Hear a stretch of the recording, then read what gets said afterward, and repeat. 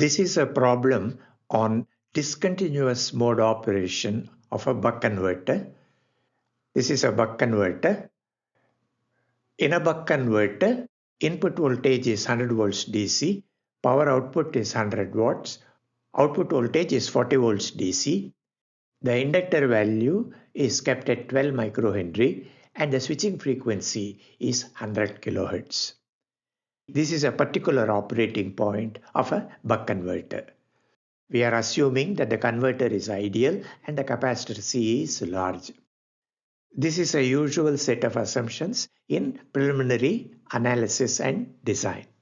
Part A of the problem is calculate the duty cycle of operation. For doing this part, two videos are useful. One is PE2A3, which deals with the boundary operation between continuous conduction mode and discontinuous conduction mode of a buck converter. The CCM DCM boundary equation is derived and discussed in that video. The second is PE2A6, two ways of normalizing. This discusses the normalized equations under two different normalization methods of buck converter. These two videos will be useful in following this part of the discussion. The switching period Ts is 1 over 100 kilohertz and that is 10 microseconds. The output current I0 is of course 100 watts by 40 volts, that is 2.5 amperes. The CCM DCM boundary current is given by V0 Ts by 2L times 1 minus V0 by Vin.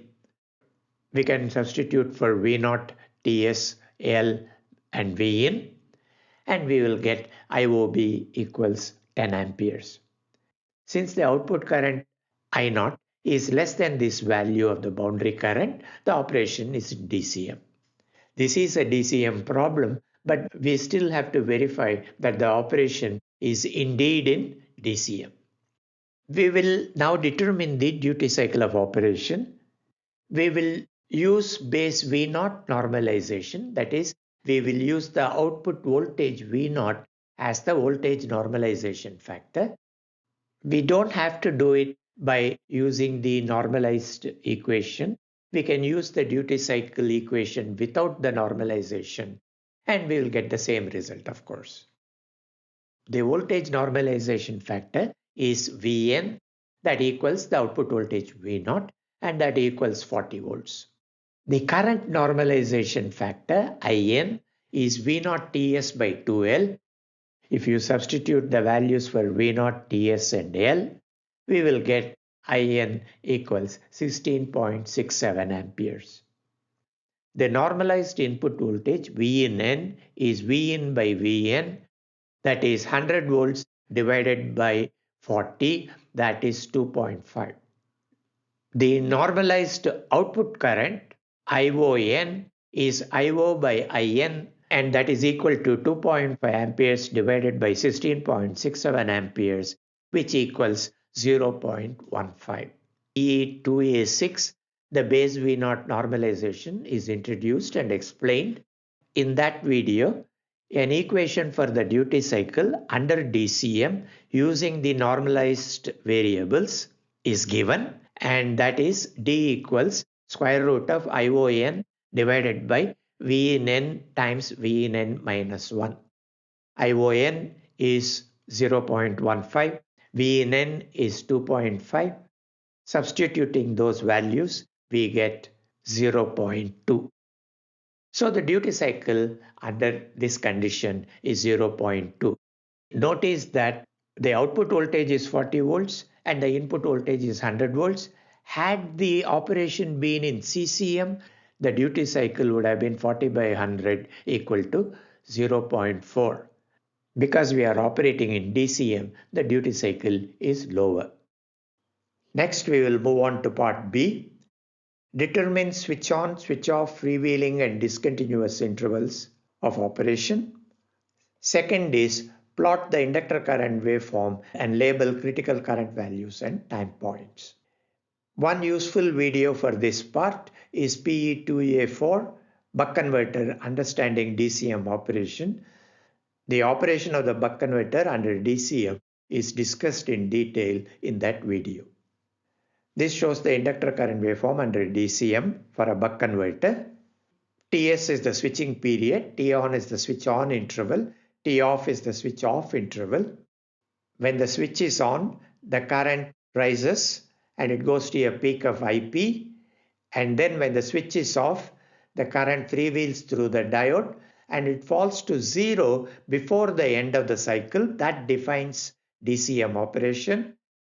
The interval for which the freewheeling occurs is TF, the freewheeling interval, and the remaining duration of the T off interval, that is TD, that is the discontinuous interval. During TD, neither the switch conducts nor the diode conducts, and the inductor current is zero. Now we will find the values of TS, T on, T off, etc. TS is 10 microseconds, we just now calculated. The duty cycle is 0.2, so T on is D times TS, that is 0.2 times 10 microseconds, that is 2 microseconds. T off is the remainder of the period, that is 10 microseconds minus 2 microseconds, that is 8 microseconds. So TS is 10 microseconds, T on is 2 microseconds, T off is 8 microseconds. We will mark these on the waveform. Next, we will calculate IP, the peak current. IP value equals the slope of the inductor current times the T on interval. The voltage across the inductor during on interval is Vin minus V0. So the slope of the inductor current during on interval is Vin minus V0 by L. So IP equals Vin minus V0 by L times T on.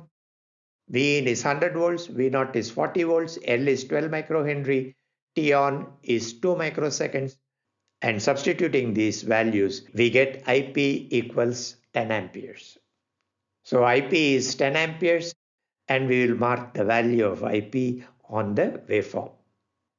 Next, we will calculate TF and TD. The magnitude of the voltage across the inductor during the freewheeling interval is V0. So the downward slope of the current will be V0 by L. That multiplied by the freewheeling interval TF will be 10 amperes. So TF will be IP by current slope, that is IP by V0 by L. IP is 10 amperes, V0 is 40 volts, L is 12 microhenry, so TF is 3 microseconds. TF plus TD is T off, which equals 8 microseconds. So TD is 5 microseconds. So TF is 3 microseconds, TD is 5 microseconds. We can mark these values on the waveform.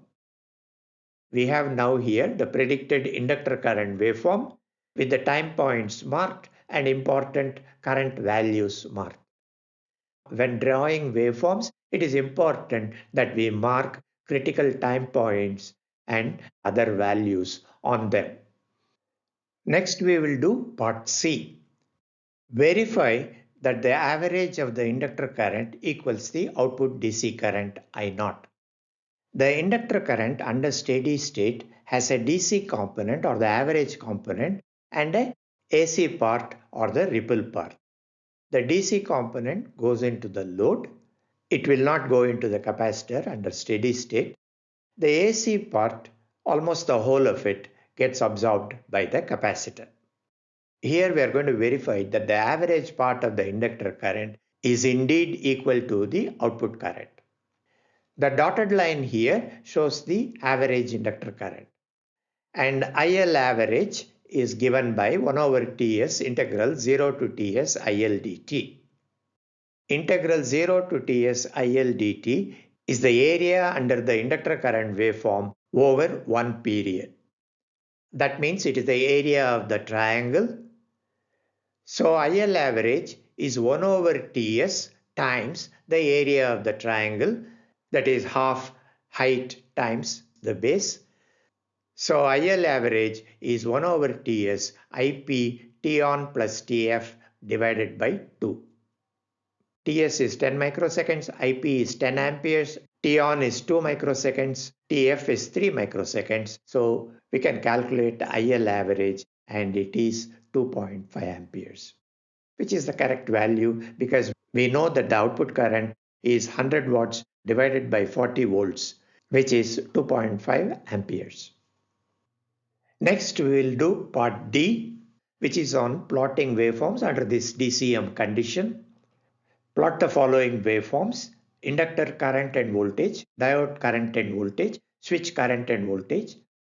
A useful YouTube video for this from this series, PE2A4, Understanding DCM Operation of a Buck Converter. That video discusses the DCM operation and the waveforms of a buck converter in detail. The inductor current waveform we have already drawn. Inductor voltage waveform we will draw.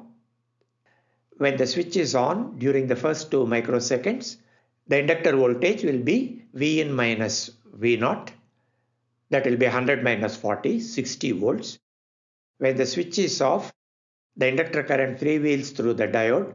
Minus V0 is applied across the inductor, that is minus 40 volts. So during the freewheeling interval, 3 microseconds interval, the inductor voltage is minus 40 volts. And during the discontinuous interval, both the switch and the diode are off. The inductor current is 0. Since di by dt is 0, the inductor voltage is also 0. Next, we will plot the diode current. During the freewheel interval, that is the 3 microseconds interval, the inductor current flows through the diode. So this part of the inductor current is the diode current. We can plot it separately as shown here. So during the on interval, 2 microseconds interval, the diode is not conducting, so the current is 0. Then during the freewheel interval, the 3 microsecond interval, the diode current simply follows the inductor current.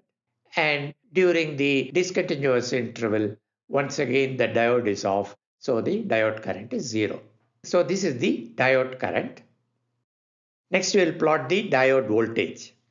When the switch is on, the diode voltage will be the input voltage in the opposite direction. That means the diode voltage will be minus Vin. During the next 3 microseconds, that is the freewheel interval, the diode is conducting. Since we are treating the diode as ideal, the diode voltage will be 0. And then during the discontinuous interval, the inductor current is 0 and the inductor voltage is 0. Since the inductor voltage is 0, the diode voltage will be minus V0. That explains the diode voltage waveform. Next, we will plot the switch current and switch voltage waveform. This is the switch current waveform. When the switch is on, the inductor current flows through the switch. The rest of the period, the switch current will be 0. So that explains the switch current waveform. The average of the switch current is the input DC current. And we can expect the input DC current to be 100 watts divided by 100 volts DC. 100 watts because we are assuming that the efficiency is 100%. So the input DC current is 100 watts divided by 100 volts is 1 ampere. So I would suggest that you actually find the average and verify that IS average equals the expected 1 ampere. Next, we will plot the switch voltage waveform. We are treating the switch to be ideal. So when the switch is on, the switch voltage will be 0. When the diode is freewheeling during the TF interval of 3 microseconds, the switch voltage will be equal to Vin equal to 100 volts. During the discontinuous interval, when the switch is off and the diode is off, the inductor voltage is 0. So the switch voltage will be 100 minus 40, that will be 60 volts.